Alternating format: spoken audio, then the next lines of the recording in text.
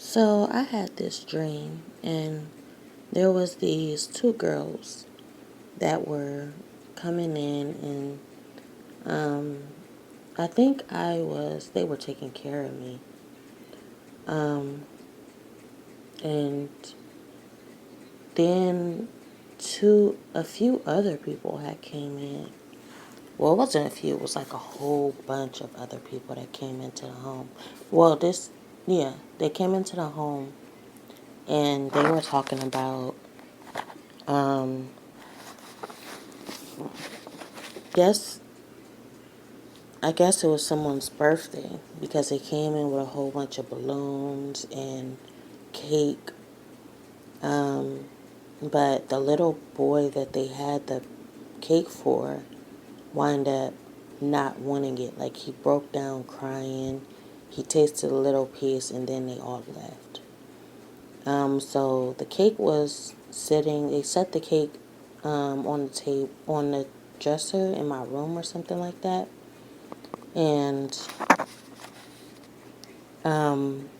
then there was this woman.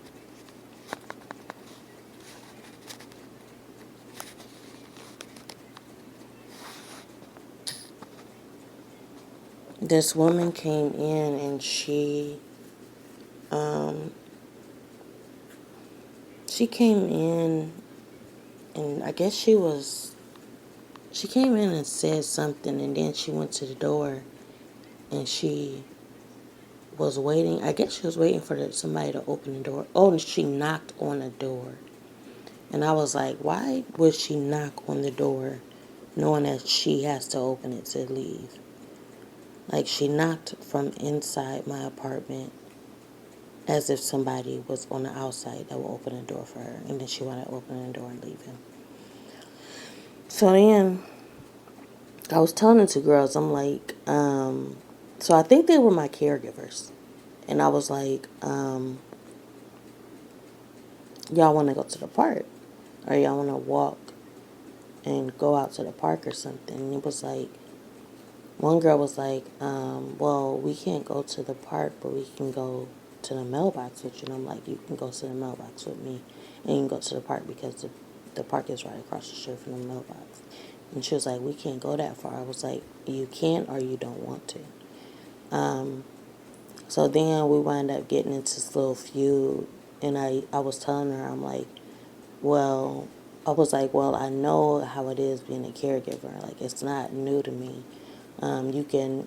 You can go to the park if if you're thinking about me, but if you're thinking about yourself, then no, you're not going to go to the park.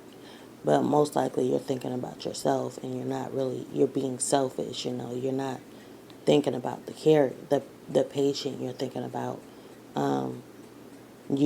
what you don't want to do. And like, she started feeling some type of way, and we was outside at that time, then we came back inside. So on the way inside, there was this girl holding these silverware, and she was like,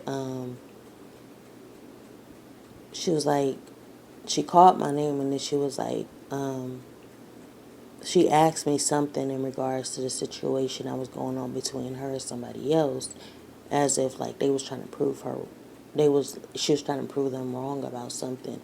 And I'm like, how you going to include me into your argument or your situation if I don't know nothing about it? Like, what are you talking about? Like, what are you asking me? And then she just turned and smiled and looked away. I'm like, see, this is why I don't come outside. So then we started going upstairs, and on our way inside, this guy was like, hey, could you grab the rest of the silverware from up on the stairs? So I'm like, yeah, I'll go ahead and grab them. So we went up there, but what we had to do to get the silverware was to take apart each step going upstairs, on each step on the stairwell. Because in order to get the silverware, you had to unscrew each stair, and it was like about 10 stairs, I would say, and go inside the stair and get the silverware from each staircase. So I did about 6, and I got the silverware out, and there was probably like 4 left. So we went up on the top of the stairwell. We got to the top, and I wound up putting the stuff down. And the stairwell, there was 4 more stairs left to do, but we wound up just going ahead and leaving that where it was. And this guy, so I put the stuff, we put the stuff on top of the stairwell, and I was like, so there was this guy, they was like, well, you gotta return it to the guy that, that's in charge of the stairwell or something like that. But then we found out that the guy had passed away. I'm like, oh, well, yeah. So we was kind of confused about that. But then, so we wound up going into our room and into my apartment.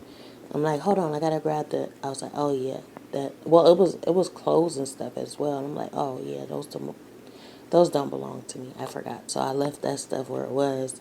So then we wound up coming into the apartment. This girl, well, she was cooking noodles on the stove, and I don't know what happened, but she looked at me weird I washed my hands, and I think some dripped from my hand into like the pot where she was cooking noodles. She looked at me weird.